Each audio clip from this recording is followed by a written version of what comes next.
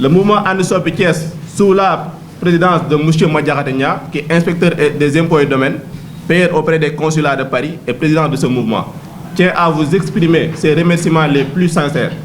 pour votre présence à ce point de presse, ainsi que sa profonde considération pour le rôle essentiel que vous jouez dans l'information et l'éveil des consciences. Le mouvement Andesop Thiès est un mouvement citoyen et politique résolument engagé au service du développement de la ville de Thiès et de l'amélioration continue des conditions de vie de ses populations. C'est dans le respect de cet engagement et animé par un souci consistant de transparence, de responsabilité et de bonne gouvernance que nous avons jugé opportun de vous convier à cette rencontre consacrée à l'analyse de la gestion de la commune de la ville de Thiès. Mesdames et messieurs, permettez-nous en tout premier lieu d'exprimer nos sincères remerciements à son Excellence, Monsieur le Président de la République, Bassirou Diomaye Diakhar Faye, ainsi qu'à Monsieur le Premier ministre Ousmane Sonko, et à l'ensemble du gouvernement pour le choix porté, un choix stratégique que tous les Thiessois magnifient, le choix porté sur la belle ville de Thiès. Ce choix n'est pas anodin, il témoigne l'importance stratégique et symbolique de notre ville dans la construction nationale. Nous tenons également à saluer les moyens importants qui ont été mobilisés pour assurer la réussite de la célébration du 66e anniversaire de l'accession de notre pays à la souveraineté internationale. Alors, ces efforts d'être reconnus et appréciés à leur juste valeur. Mesdames et messieurs, la présente conférence de presse a été convoquée dans un souci de transparence, de responsabilité et d'engagement citoyen. Elle vise à faire un débriefing des activités organisées à l'occasion de cet événement majeur, tant par la ville de Thiès que par les communes de Thiès-Est, Thiès-Nord et Thiès-Ouest. Il s'agira dans un premier temps de poser un regard lucide et objectif sur le déroulement des différentes activités. Qui ont été les points forts? Quelles ont été les insuffisances? Quels enseignements pouvons-nous tirer de cette mobilisation collective? Dans un second temps, cette rencontre sera également l'occasion d'interpeller les maires des différentes communes sur les activités qu'ils ont eu à mener. Notre démarche n'est ni polémique ni politicienne. Il s'agira de préciser, ce n'est pas une démarche ni politicienne ni polémique. Elle se veut constructive.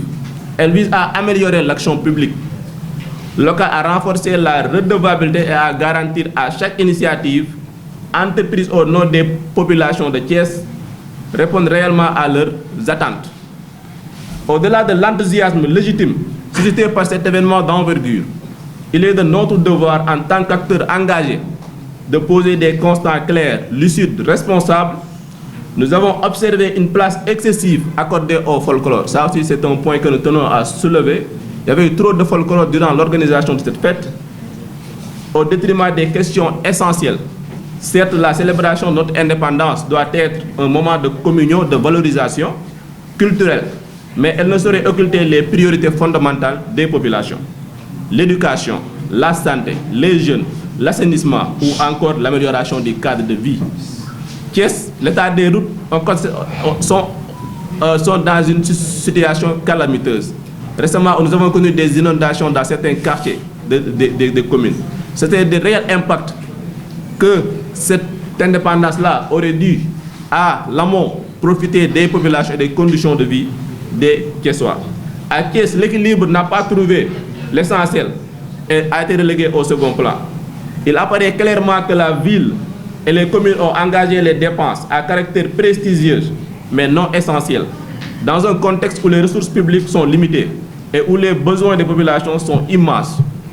Chaque franc dépensé doit être utile, justifié et orienté vers un impact durable. Or, nous avons assisté à des choix budgétaires qui interrogent, voire qui choquent. Nous déplorons aussi que les entreprises thiessoises n'aient pas été suffisamment associées aux prestations liées à l'événement. Thiès regorge des compétences de savoir-faire et d'acteurs économiques capables de répondre aux besoins. Ne pas les mobiliser, c'est seulement priver l'économie locale d'opportunités, mais envoyer un signal négatif à nos entrepreneurs. Dans le même esprit, les artistes thiessois ont été marginalisés, alors que cet événement aurait dû être vitrine pour leur talent. Promouvoir nos artistes, c'est aussi renforcer notre identité culturelle. Quand on parle de Thiès, on sait que c'est la ville culture. Thiès rayonne à travers le soleil levant. la culture a pris, ici à Thiès, on rayonne sur le plan culturel. Inviter nos artistes dans les activités serait un atout pour l'attractivité culturelle de la ville. Dans le même esprit, nous constatons un manque manifeste de transparence, aussi bien sur les recettes que sur les dépenses effectuées. Les populations ont le droit de savoir, dorénavant on parle de les collectivités territoriales, de l'article 12, l'implication des citoyens dans la gestion locale. Quels fonds ont été mobilisés? D'où proviennent-ils? Comment ont-ils été utilisés? La gestion des deniers publics ne peut souffrir d'opacité, de redevabilité et une exigence démocratique. Cependant, le mouvement And Soppi Thiès s'étonne profondément que les maires n'aient pas pris les dispositions nécessaires pour associer et honorer les filles et les fils de Thiès encore en vie qui ont servi la nation de haute fonction. Ces femmes et ces hommes constituent une richesse humaine, une mémoire vivante et un symbole d'excellence. Pour les jeunes générations, les ignorer dans un moment aussi symbolique que la célébration de notre indépendance est non seulement regrettable, mais aussi révélateur d'un manque de reconnaissance envers ceux qui ont contribué à bâtir notre nation. Une interrogation majeure demeure: comment le maire de la commune de Thiès-Est a-t-il pu financer les travaux de champs de course alors même que le programme censé les prendre en charge, le PACASEN,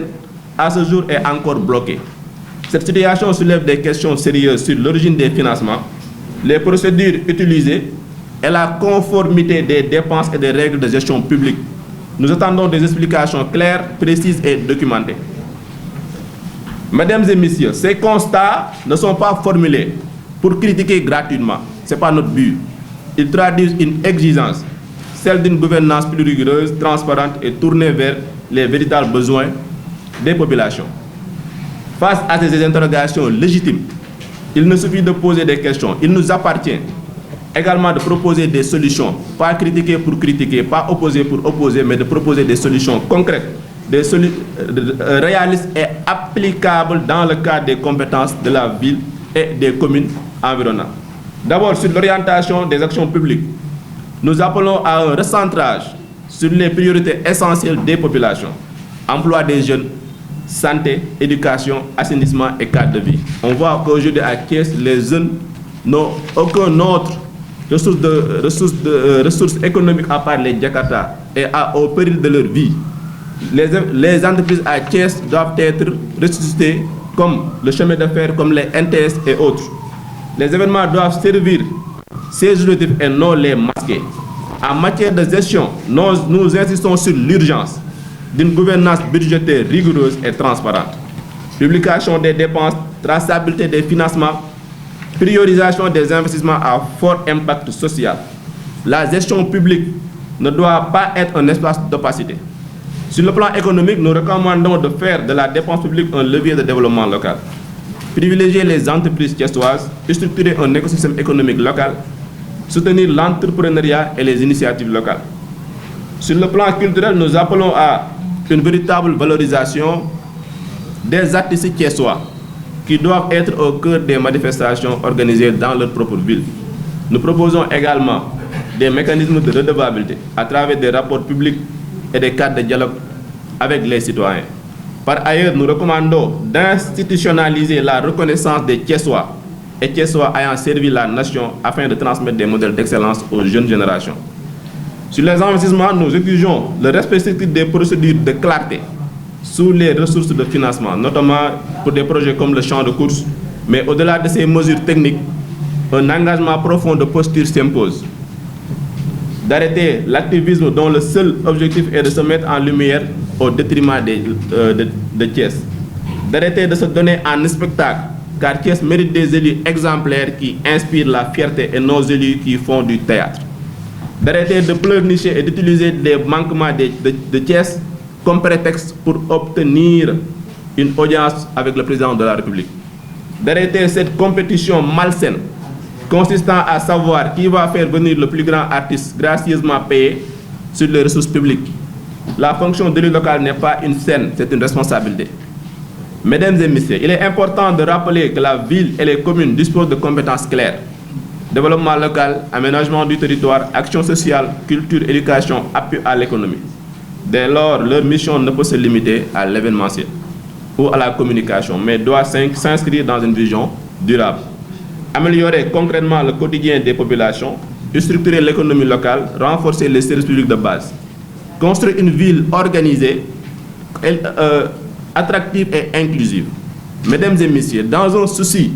de transparence, de redevabilité et de respect des populations, nous demandons solennellement aux maires de la ville de Thiès ainsi qu'aux communes de Thiès-Est, Thiès-Nord, Thiès-Ouest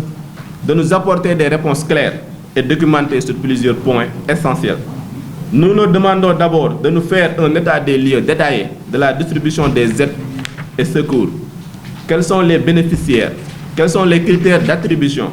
Quels montants ont été mobilisés, distribués? La solidarité ne doit pas être un outil d'opacité de clientélisme. Nous leur demandons également de nous expliquer pourquoi certains prestataires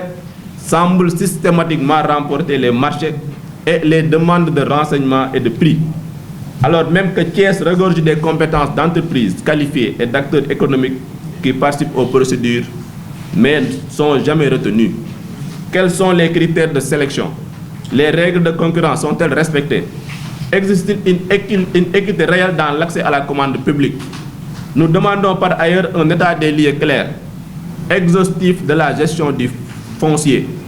Nous savons tous que le foncier à Thiès est un réel problème. Et Thiès, aujourd'hui, on a l'impression que ça sert de réserve foncière à Dakar. Quelles sont les affections réalisées? Selon quelle procédure? Dans quelles conditions de transparence? Le foncier est un enjeu stratégique majeur qui ne peut être géré dans le flou. Enfin, nous demandons spécifiquement au maire de la commune de Thiès-Est de nous faire toute la lumière sur les travaux de champ de course. Mesdames et messieurs, ces demandes ne relèvent ni de la polémique, ni de la confrontation. Elles traduisent une exigence simple, le respect des principes de bonne gouvernance, de transparence et d'équité. Les Thiessois et les Thiessoises ont droit à la vérité. Ils ont droit à une gestion claire, juste et exemplaire de leurs ressources. Nous resterons mobilisés pour que cette exigence soit respectée. Je vous remercie, chers journalistes. Merci beaucoup. mbokk journalistes yi fi teew ñoo ngi leen di nuyu di leen ziar aussi di leen dalal ci point de presse bi nga xam ne mouvement alternative citoyen And Soppi Thiès moo ko organisé. Donc maa ngi tudd Mouhamadou Moustapha Sissa, donc man maa nekk trésorier général mouvement alternative citoyen And Soppi Thiès. Donc ànd ak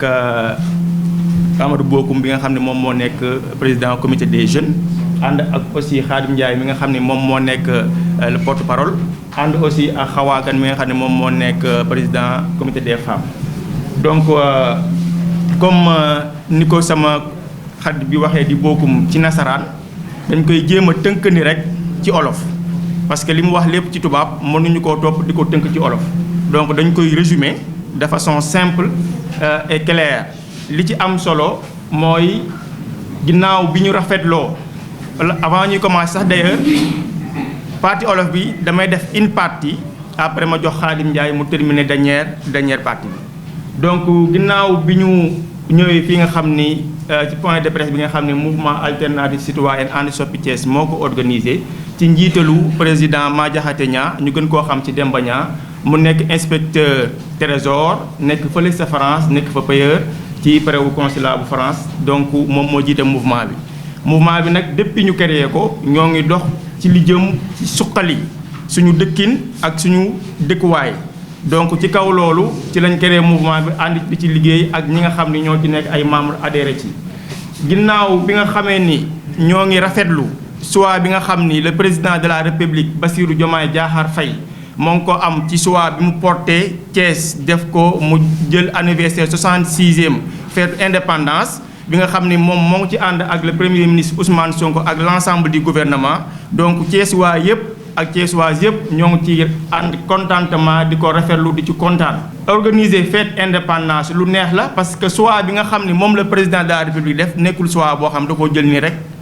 da koo def parce que xam na ni Thiès position bi mu am stratégiquement du point de vue culturel ak politique attan na doye boobu moo tax mu jël Thiès jox ko mu organiser 66e fête de l'indépendance. ci kaw loolu organiser fête indépendance liñ ci constaté mooy dañoo gis ni depuis ñu am organisation wala président de la République jël ni Thiès la ko bëgg a def dañoo gis ni maire yi nga xam ni ñoo sekk Thiès muy maire ville maire commune Thiès Est maire commune Thiès Nord ak Thiès Ouest dañoo nekkoon ci activité yoo xam ne dañuy préparer fête bi ñu gis ni ci préparation yooyu dañoo engagé ay dépenses yoo xam ni ñëpp gis nañ ni dépenses yu jéggi dayoo la ci kaw loolu nag mouvement bi ne fête bi jàll na naam am na loo xam ni Thiès waaye gis nañ ko mu neex seen xol mais tamit nekkul ni àdduna leen rek moo ñu amal solo muy festivité fecc ak tëb ak sabar li nga xam ne da nga ko mobiliser muy ay moyens war nañ ñoo wax xaalis boobu fan la jógee naka la duggee naka lañ ko dépensé ak fan la dem looloo waral tey ñu ñëw am yéene wu poser ay questions ñi nga xam ne ñoo géré woon organisation bi wax ji nag man li may tënk dama koy tënk ci ñeenti points après ma jox Khadim mu terminer bi ci njëkk mooy premièrement on a constaté que dafa bari folklore te jàpp nañ ni organiser fête de l'indépendance naam war na am kaf ree ak féexa soxol waaye lu ëpp solo mooy naka la ñuy def ba jeunes yi am condition de vie bu meilleure na la ñuy def ba chômage bi wàññeeku nan la ñuy def ba suñu tëli yi ñu am mu am ay yàqu-yàqu kenn mënu cee jaar naka la ñuy def ba bu fête bi jàllee Thiès yépp mën cee am maanaam lu dal seen xol ba bu ñu génnee mën a dem fi ñu bëgg a dem saa ñu am ay jafe-jafe mais gis nañ ni loolu lépp amu ci. deuxième bi ñu bëgg a xam mooy dañoo gis ni dépense yi nga xam ni maire moo xam Thiès ville wala Thiès commune engagé nañ ko dépense yooyu dafa nécessité ñu wax ñu xaalis bi fan la jógee parce que nag réew dafa am ni muy doxee ñun dañoo yor ville yor ay commune ñu am budget di ko voté buy président de la République di jël Thiès di ko def choix fekk na ñu voté budget bi kon budget bi jël woon en compte li nga xam ne moom mooy fête de l'indépendance mais moyens yi ñu dépensé kon du xaalisu doon jàpp ni du xaalisu mairie bi kon fan la jógee ba léegi gis ñu benn maire bu génn wax fii la xaalis bu jógee ak ni lañ ko dépensé donc loolu nag ñu ciy posé des questions ñu bëgg ñu wax fan la xaalis bi jógee ak naka lañ ko dépensé. troisièmement ñu gis ni fête bi dañ koo def mais dafa bàyyi lu bari loo xam ni Thiessuwaay yi mënoon nañ cee bénéficié wu bi ci njëkk mooy dañoo gis ni entreprise yi nga xam ne ñoo nekk Thiès naam bu leen ci séddee seen cër tuuti na gis nañ fi ay entreprise yu jugee beneen raison ñëw implanté wu di def ay activité gis nañ fi ay colloque gis nañ fi ay activités yu bari yu ñu def alors que maire bi am na ay salle am nañ auditorium dépense yooyu ñu engagé fan lu tax ñu engagé ko est-ce que mënuñu war a jël espace maire bi pour def yooyu activité wala boog dañoo am partenariat ak entreprise privée boobu nga xam ne moom moo ko doon def wala déet loolu yëpp c'est des questions yoo xam ni ñun en tant que des Thiessois yu éveillés war nañoo xam dëgg est-ce que réellement loolu lu jaadu la wala jaaduwut donc ñuy xaar monsieur le maire ak ñi nga xam ne ñoo sekk activité bi ñu indi ñu ci ay leeral. troisième point bi nga xam ni bëgg naa ko souligner mooy gis nañ ni activité bi am na ba jàll mais gisuñu benn doomu Thiès boo xam ni jox nañ ko ci cër maanaam njukkal nañ ko rendre nañ ko hommage te damaa jàpp ne nag bu président de la république jëlee lu mel nii jox ko Thiès doomu Thiès yi nekk fi def lu rëy ci àdduna bi def lu rëy ci biir Sénégal kon nag moment la woon pour ñu mën a sigil doomi Thiès ñu xam ne nekkuñu rek xam dañuy dox ak kaf ak yoo xam ni ñii bu leen dégloo wala dénkee mën nañoo yóbbu réew mi feneen te gisuñu benn maire bu jël ay acte jël ñooñu daal leen honoré ci jour yooyu te nag nit ki boo koy sargal da nga koy sargal ba muy dund waaye doo bàyyi ba mu dëddu nag ngeen da nga koy sargal loolu aussi c'est des questions yoo xam ne bëggoon nañ ko soulever ñu wax ñu lu tax profité wuñu ci occasion boobu buñ ko mënee xam ñun ñoo war nañ ko mën a xam ndax ñoom ñooy jiite. beneen question bi nga xam ne bëggoon naa koo soulever mooy tout simplement par rapport à la transparence maanaam ci affaire yi mu war a doxee ñun ñëpp on est des intellectuels jàng nañ xam nañ dëgg-dëgg naka la ñu war a joxee ay marché mais dañoo constaté ni marché yi nga xam ni ñoo ngi koy joxe muy maire yëpp de façon générale benn promoteur la ñuy gis ñu koy jox loolu nag moom dafa gën a aay gars yi wala lu xew bu dee loolu la nañu génne ay documents yuy firndeel ni kii moo leen gën a taxaw nañu génne aussi nan lañ defee nan lañ lancé marché ba mu gañe ko loolu aussi ñun en tant que citoyen on a le droit de savoir donc nekkuñu rek dañuy ñëw ñu jiital ay nit ñu def lu leen neex après rek daal di fête bi jeex na depuis on s'attendait à ce que ñu rendre nañu ay compte suñu la yónnee soo ñëwee da ngay leeral li ñu la yónni ñoom dañ leen a yónni te yàqamti leen nag dañuy wax dëgg-dëgg li ñu leen yónni woon li ñu leen jox fan lañ ko def ak fu ñu ko dugal donc loolu c'est des questions yu ñuy xaar ñu indi ñu ci ay leeral yan fonds la ñu mobiliser xaalis bi ñu mobiliser fu mu jógee ku leen ko jox naka lañ ko utiliser ak des pièces justificatives donc ñun loolu ñu soxla pour ñu jox ni ko. quatrième point bi may daanalee mooy gis nañ ni commune bu ñu bokkee ñun muy Thiès Est ñu am fa monsieur le maire boobu man dama koy tooñ souvent di ko tuddee l'homme de Sarafina parce que chaque fois buñ la falee aussi jox la ab commune dafa am responsabilité buñ la jox responsabilité boobu nag du toog ci place di waxtaan rek a koy doxal donc ñuy demander l'homme de Sarafina comment il a fait moom naka la def ba àggale champ de course bi nga xam ni depuis 4 ans bu ñu ko cee interpellé mu ni programme PACASEN la dañ koo bloqué moo tax mënuñu koo àggale ba fii may wax ak yéen programme bi c'est bloqué et pourtant course bi pare na fu mu jëlee xaalis ku ko jox nu mu ko joxee ak naka la ko joxee ak lu tax mu jox ko te waxuñu ko loolu ñu bëgg mu waxal ñu ko donc loolu c'est des questions yu ñuy laaj di xaar ay réponses et c'est une obligation mu jox ñu ay réponses parce que ñoo bokk moom commune bi dëkkandoog moom yónni ko yàqamti ko donc il faut que mu jox ñu ay leeral donc loolu c'était la question bi nga xam ne bëggoon naa ko daanale muy sama 4e question ñun nag en tant que mouvement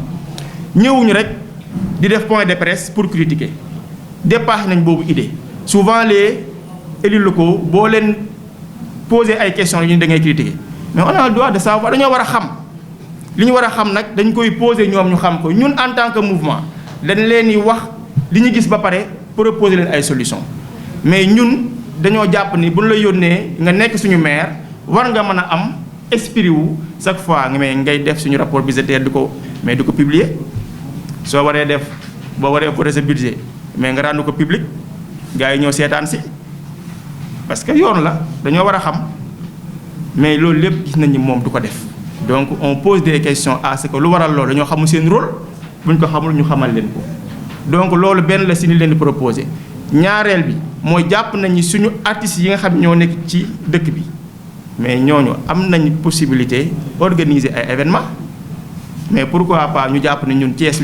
bu ñu xewlee dañoo war a jëm jëlit feneen keneen mu ñëw def ay activités festivités gars yi fecc ree alors que am na Thiès ñu ko war a mën a def parce que damaa jàpp ni président de la République li tax mu choisir Thiès comme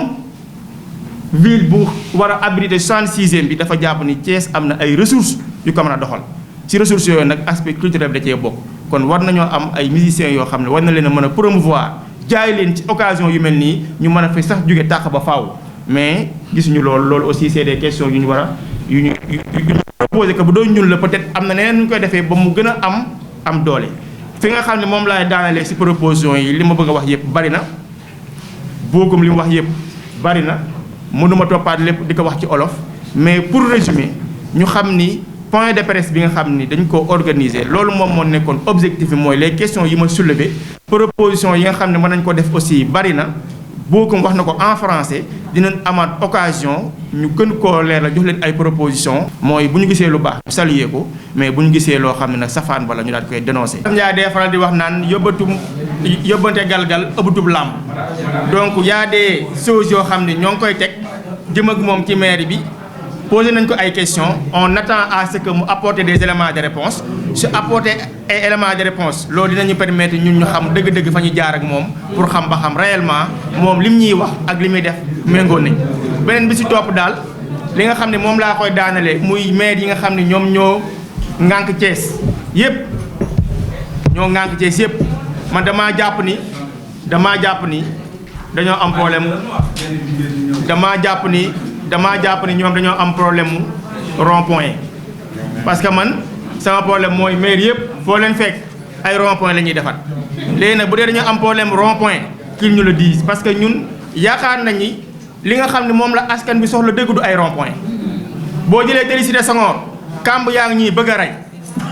ba nawet bi jeexee ba léegi kenn amatul oto bu baax même bu dee loolu nekkul rôle maire mais maire war na am nag ñun nag jàng nañ tuuti xanaa sax war na am ay astuces yu mën a def pour mën a am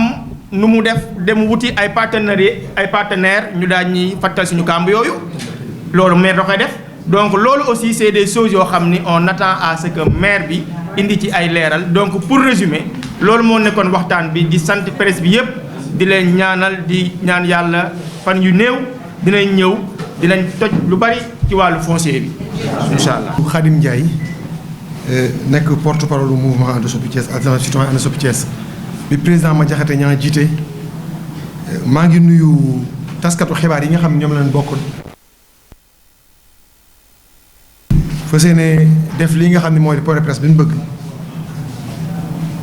ñu bala may commencé maa ngi nuyu ñi nga xam ne ñoom lañ bokkal mouvement bi mooy ñiy féet suñu ginnaaw nga xam ne ñooy waa comité directeur bu mouvement And Soppi Thiès parce que dañ ni comme point de presse ñu def jaruñu woo waa mouvement bi dañ woo comité directeur rek ñu ànd ak ñun dafa ñun point de presse bi ñu ngi gërëm boogu mi nga xam ne moo jiite ndaw ñi nga xam ne ñoo bokk ci And Soppi Thiès ak Moustapha Sarr mi nga xam ni moom moo yor trésorier général bi nekk ci And Soppi Thiès